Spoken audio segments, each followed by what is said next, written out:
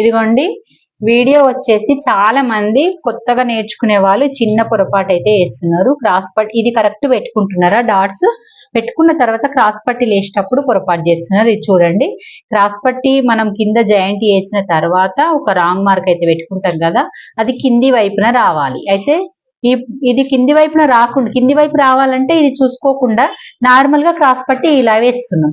వేసేటప్పుడు ఏమైతుంది, కుట్టేసింది అనేది మనకు పైన క్రాస్ పట్టి వైపు కనబడుతుంది అన్నట్టు. అలా కనబడద్దు.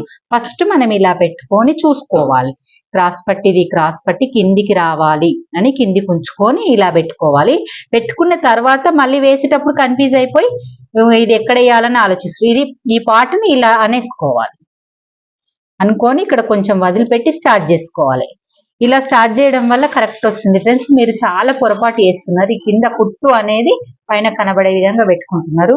ఓకే, మీకు నచ్చినట్టయితే లైక్ చేయండి, షేర్ చేయండి. Bye friends.